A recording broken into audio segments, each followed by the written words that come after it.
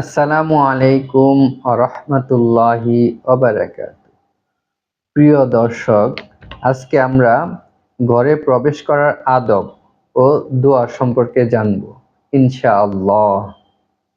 একজন মুমিন প্রত্যেক বিষয়ে সুন্নত মেনে চলার চেষ্টা করেন, কারণ কল্যাণ ও অপুরন্ত সওয়াব লাভ হয় কেবল সুন্নত অনুযায়ী আমলের বদৌলতে।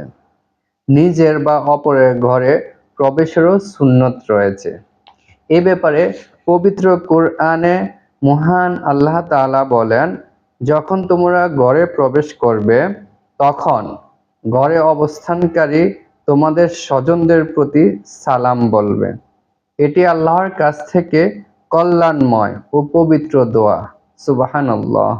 সূরা নূর আয়াত 61। পবিত্র কোরআনের এই আয়াতটিতে আল্লাহ তাআলা সালাম দেওয়াকে কল্যাণ লাভের দোয়া হিসেবে অভিহিত করেছেন। সালাম বিনিময়ে আল্লাহ তাআলা রহমত ও বিশেষ অনুগ্রহ দান করেন। আবু মালিক আল আশআরী রাদিয়াল্লাহু তাআলা আনহু থেকে বর্ণিত, তিনি বলেন, রাসূল সাল্লাল্লাহু আলাইহি ওয়াসাল্লাম বলেছেন, যখন কেউ ঘরে প্রবেশ করবে তখন সে যেন এই দোয়া বলে, অতঃপর সে যেন তার পরিবারের লোকদের সালাম দেয়। ঘরে প্রবেশ করার দোয়াটি হলো, আল্লাহুম্মা ইন্নী আসআলুকা খায়রাল মাউলিজি ওয়া খায়রাল মাখরাজি, বিসমিল্লাহি ওয়ালাজনা ওয়া বিসমিল্লাহি খরাজনা ওয়া আলাল্লাহি রব্বিনা তাওয়াক্কালনা। দোয়াটির অর্থ, আল্লাহুম্মা ইন্নী আসআলুকা খায়রাল মাউলিজি ওয়া খায়রাল মাখরাজি। হে আল্লাহ, আমি আপনার কাছে আগমনের ও প্রস্থানের কল্যাণ চাই। বিসমিল্লাহি ওয়ালাজনা, আমরা আল্লাহর নামেই প্রবেশ করি।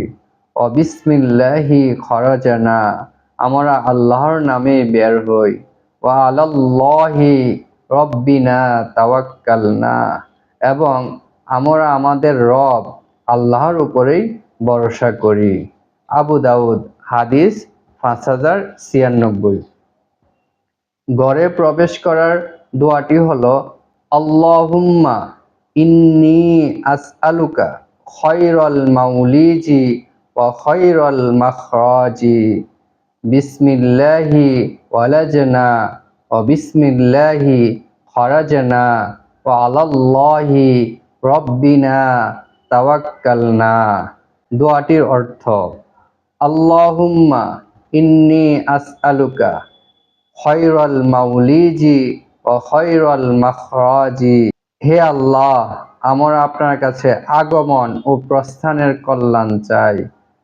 বিসমিল্লাহি ওয়ালাজনা ওয়া বিসমিল্লাহি খরাজনা, আমরা আল্লাহর নামেই প্রবেশ করি এবং আল্লাহর নামেই বের হই। ওয়া আলাল্লাহি রব্বিনা তাওয়াক্কালনা, এবং আমরা আমাদের রব আল্লাহর উপরেই ভরসা করি। সুবহানাল্লাহ। আবু দাউদ, হাদিস 5096।